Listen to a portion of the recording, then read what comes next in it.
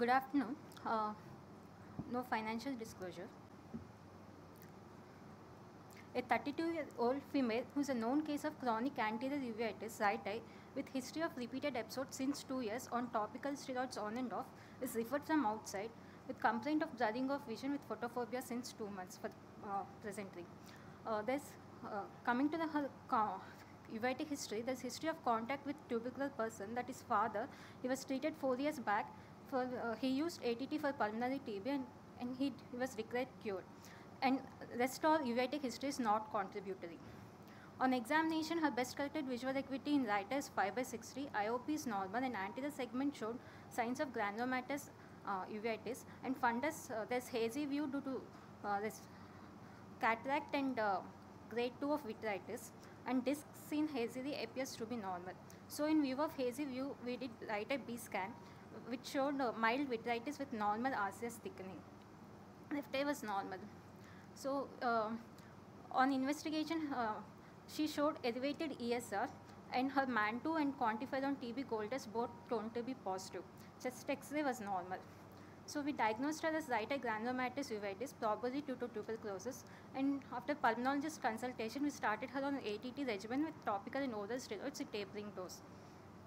At 1 month follow-up, she presented with best corrected visual acuity of 624, and anterior segment showed resolved cells flare capes, and fundus showed resolving vitritis, normal disc, and multiple small choroiditis patches in healing stage. Her left eye was quiet and normal, and patient was asked to continue treatment and to review in monthly follow-ups. But at 4th month visit, patient presented to us with increased blurring in right eye and sudden diminution in left eye for 5 days, associated with severe ocular pain.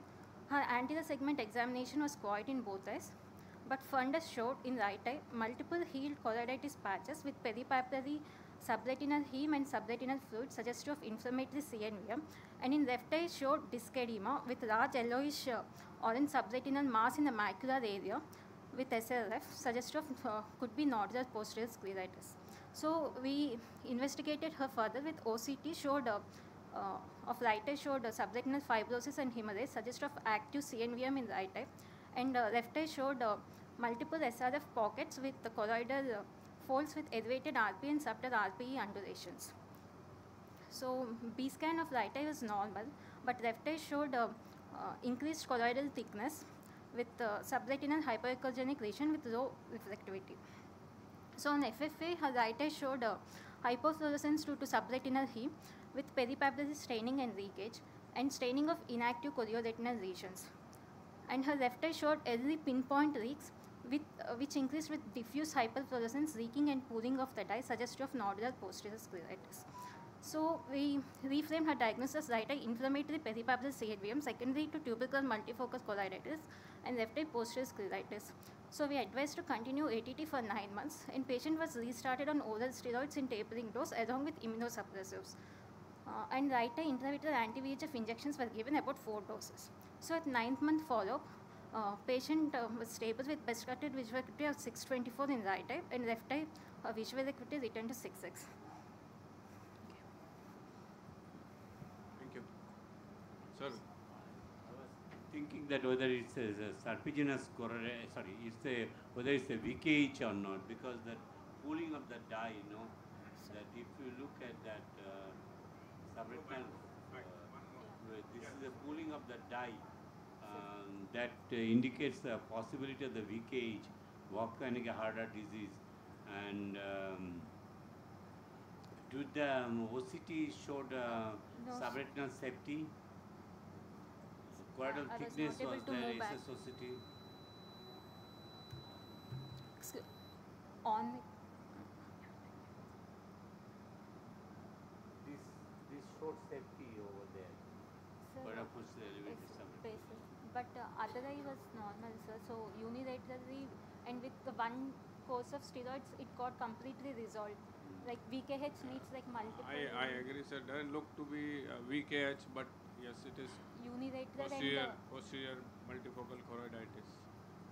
You can see the same, kind of OCT in choroiditis. So long-term AKT is important in these cases. Yes, that's what I think should be the follow-up also is required. Like take-home message should be that. Yeah, yes, sir. Conclusion. Thank you. So your patient is still on ATT? No, sir. 9 months she used, and she stopped, and she's on now follow-up regular. Her CNVM is also completely regressed after 4 doses of And you have injection. put that patient on methotrexate also? Methotrexate also, sir. And that patient is still on methotrexate? No, or that sir. No, sir. methotrexate is It being was stopped? tapered to 10 mg and 5 mg, and we stopped like after every weekly dose. After how many months or after how many weeks you have stopped? She like 4 months she used. I think if you are suspecting it's a case of posterior scleritis and because of that resolved because of methotrexate, I think you should continue that till at least for the 2 years period.